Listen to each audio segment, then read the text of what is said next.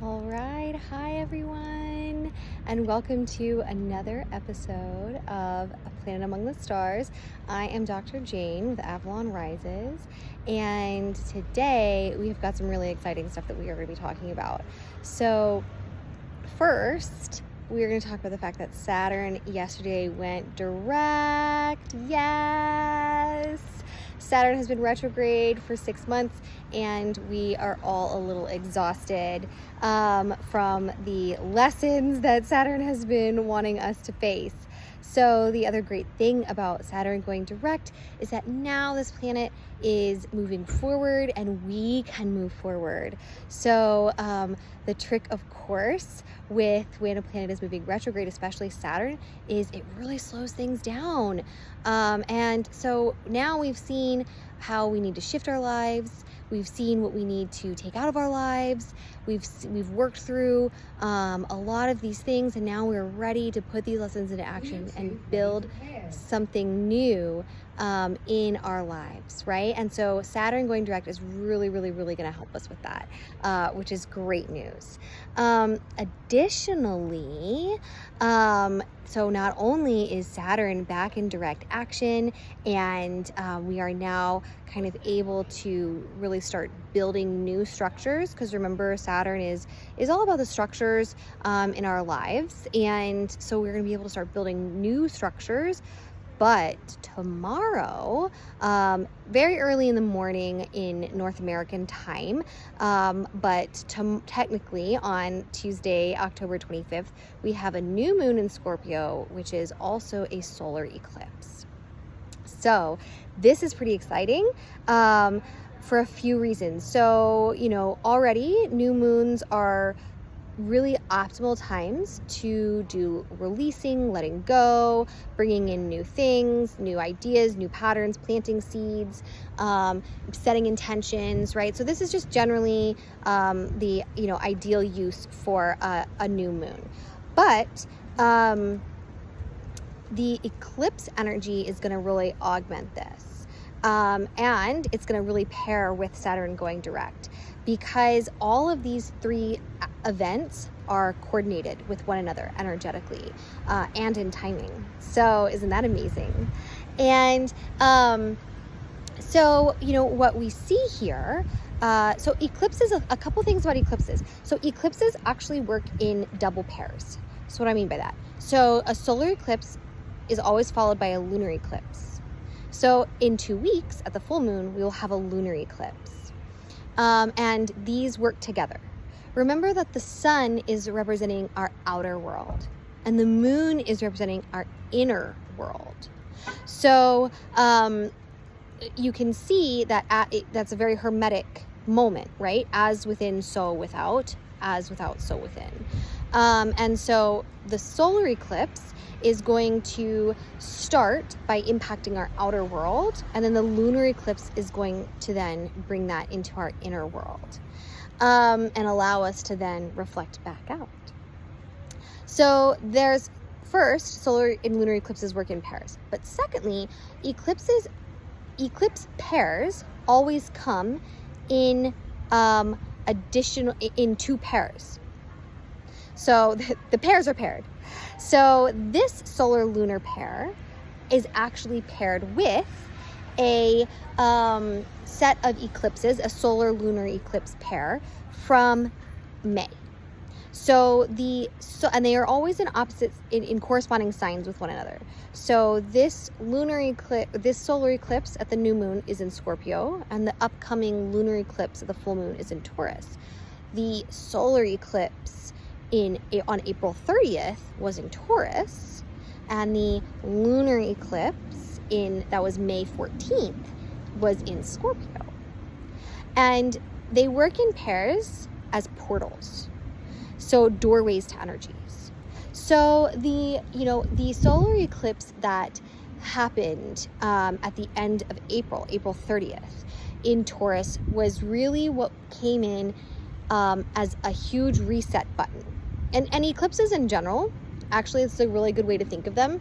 Eclipses in general are really like reset buttons. And so you know, it's one of those like, have you tried turning it off and then back on again moments? But with the planets and with you know, your outer world and your inner world. So so the solar eclipse comes in and as a reset button for, you know, these whatever themes are present in that sign in your outer world, in your life. And so this, you know, at the end of April, this was in Taurus. This was very much related to romantic relationships. You remember Venus is the ruler of Taurus. So very much related to romantic relationships, but also earth themes such as abundance, the structures in our physical life around those things, love and abundance and beauty. And so the solar eclipse at the end of April really came in and hit the reset button on any aspects of our lives in those areas that were not in alignment. There were a lot of breakups. There were people changing jobs. Or it was just made it clear, illuminated that. Whether or not the change actually happened in the physical, there was an illumination around it. The lunar eclipse then came in 2 weeks later to show us on the inside, hit the internal reset button. What is it inside us that was creating whatever it was the solar eclipse hit in our lives? So now, then, after that, a whole bunch of planets went retrograde. We had 6 months of lessons and the opportunity to work through all of those things that were keeping us out of alignment in these areas, right? And now we are at the other end of the portal. Yay! So this solar eclipse is going to be coming in Scorpio, and it's going to hit the reset button in these and really allow us to fully release from our lives the pieces that we're still perpetuating, whatever these patterns are.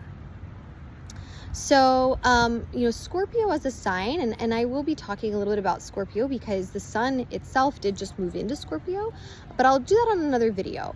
But Scorpio itself as a sign is very associated with the subconscious. The ruler of Scorpio is Saturn. So the fact that Saturn just went direct and this eclipse is in Scorpio is really going to add some more power to it.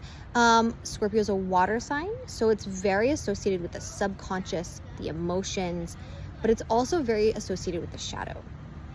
And I'll talk about this a little bit more in my video on Scorpio here a little bit later, but I have a very unpopular opinion on shadow work. Okay, so a lot of people are saying, you know, learn your shadow, love your shadow, accept your shadow, embrace your shadow. No. Your shadow is not your friend. Your shadow is what stops you in your life. Your shadow is the cause of most of your problems. And yeah, you need to learn your shadow so you can eliminate it and you can bring light to it. And so you can see it being the puppet master in your life, and you can say, oh wait, that's working against me. That part of me is holding me back. Not so that then you can like entrench it further or just say, this is just who I am, and then keep perpetuating these patterns. So this solar eclipse in Scorpio is like a major opportunity to do a huge shadow reset button and say, you've learned all these lessons over the last 6 months. You saw your shadow, you saw all the ways it is manifesting in your life and holding you back. And now at the releasing new moon, you have the opportunity to reset using this solar eclipse and eliminate this shadow from your outer world, the manifestations of that shadow that you have created from that shadow in your life. You now have the extra power to tap into to do that work. Important to remember that the other aspect of this, also another unpopular opinion, is that this is not passive. The movements of these planets don't just make these things happen. You are the agent of action in your life. You make it happen. But these planetary alignments flow energies. to us that then give us a little extra power to get that done and show us the areas in our lives where we can take these actions and make these shifts. And so if you have seen that your shadow has been stopping you in the last few months repeatedly, if there's a pattern that's been coming up over and over and over again, especially given the themes of the ongoing retrogrades, the Saturn retrograde that just ended, as well as the paired Taurus Scorpio eclipse, especially in areas of love, especially in areas of relationships, especially in areas of authenticity to yourself and your purpose. These are the areas that are really going to be being highlighted, and that you may have felt you have been in repeating patterns, cycles over the last few months. And now with this eclipse, you really have the energy that you can tap into to say, this is how this shadow has held me back in my life, in my outer life. I want to hit a reset on that. I want to remove this shadow from my outer life. And that is incredibly beautiful, an incredible opportunity. So there of course are lots of ways to work with this, but now I see my big girl. I'm over here by a tree and I'm picking her up, so I'm gonna go.